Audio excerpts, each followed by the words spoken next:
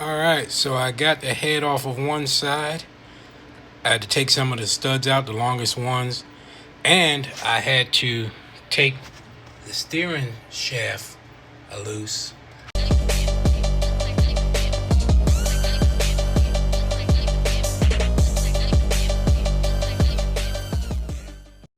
Alright people, so I have the Jug-a-bu in the garage. I'm about to change the heads on here. I'm about to take these heads off and put these heads on. Now you might be like, why would you take aluminum heads off, put cast iron heads on, and add weight? Well, short answer, these flow more. So what I'm gonna do is put these heads on, see if it makes more power, and then I will get these heads worked if it makes more power. Because these heads are right out of the box. So they have no work done to them. And so I'm trying to see what the potential of this little motor is. All right, so the first thing I did was drain all the antifreeze out, because I put antifreeze in it at the end of the season. Usually during race season it's just water. So I drained all the antifreeze out, and now I'm taking the intake off. So I'm gonna do that, and then I'll come back to you. Okay, got the intake off. So now I'm gonna take the valve covers off. I could have took the valve covers off first and then the intake, but I just feel like, look like I got so much more done when I take the intake off first. So now it's time to take the valve covers off. Then I'll take the rocker arms off and take the push rods out, but I'll show you that when I get to it. All right, so I got the valve covers off. I have to take the stud girdles off.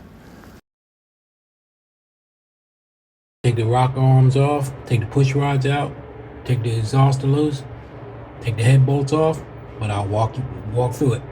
Also, what I'll do when I go to take the push rods off, not the push rods, the rocker arms off, I'll look for the ones that are loose, take those off first, then I'll turn the engine over with my socket and get the other ones, so that way there's no pressure on the valve springs and lifters. All right, so I got the rocker arms off, got the push rods out. I'm gonna take the spark plugs out. I didn't mention that earlier. I'm gonna take the spark plugs out and then take the headers off, and then take the nuts off the heads. Because if I leave the spark plugs in, these are studs on the heads, I'll never be able to get it past the header. So I'm gonna pull the spark plugs out and take the headers loose. Then I'll take the head bolts off. I don't have to take the lifters out because I'm only changing the heads. All right, so I got the head off of one side. I had to take some of the studs out, the longest ones. And I had to take the steering shaft loose. I didn't have to do it when I put it in, because I put the studs in after I put the heads on, I should say. I didn't have to take the steering shaft out loose. I had to take the steering shaft loose just so I could move the header far enough away from the head to get the head off. So I got one head off, and time to move on to the other side.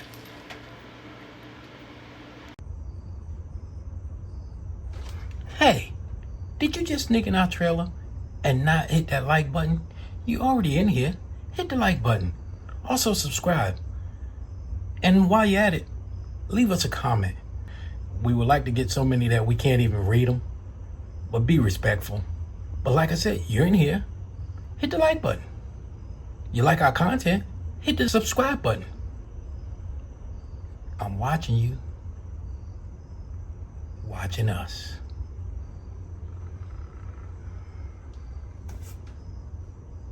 All right, so you may notice that the same heads are back on the car, and that's because when I was going to put the steel heads on, I found that they had a lot of trash in them, and I just don't have time to take them apart and clean them up.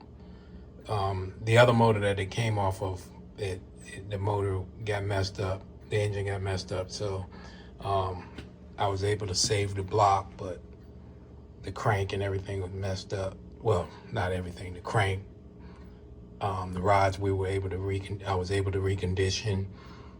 Of course, it messed the bearings up, but it sent metal through the engine, on top of the head. So I just decided what I'm gonna do is just port match the intake on here, because there's a big difference between the intake and the heads, these heads. So I'm gonna port match them. So what I did was I put some machinist dye on the intake underneath, and I got the gasket matched up to the heads. So then I sat it down, made sure it looked good front and back, inside. I wouldn't be able to show you anyway, but inside I made sure they were lined up. Then I put actually before I set him down, I put a little silicone on, just a dab of silicone on the gaskets, just to hold it in place. Oh, and I taped these to the heads. Tape the gaskets to the heads before I sat it down, just to line everything up. And so now I'm letting the silicone dry. I put 4 bolts on the intake. Let the silicone dry on the intake. Put 4 bolts to hold it down. And so then once I take that off, the gaskets will stay on the intake. I can scribe the intake. I'll try to remember to record that part of it where I scribe it. And then I'll show you the difference after I open them up. All right, well, a lot of stuff didn't work out for me. The heads didn't work. The intake, I went to do the intake, but I would have had to, this is the intake. I would have had to cut a lot out of it. I didn't even finish marking it once I saw what it looked like, but I would have had to cut way, I don't know if you, way up there. So I didn't want to do that. So I had this other intake from another engine that I bought. It's a Super Victor intake. The holes lined up really good with these heads. So I put this intake on. Unfortunately, it's a Dominator intake, and I'm not running a Dominator carburetor. So I got that big spacer. So it looks real ugly, but it gives me an opportunity to see if airflow helps it. If it does, then I'll, by that, which I won't be able to check until track time, but then I'll be able to have those other heads cleaned up by then I can do the next test. So that's what we got.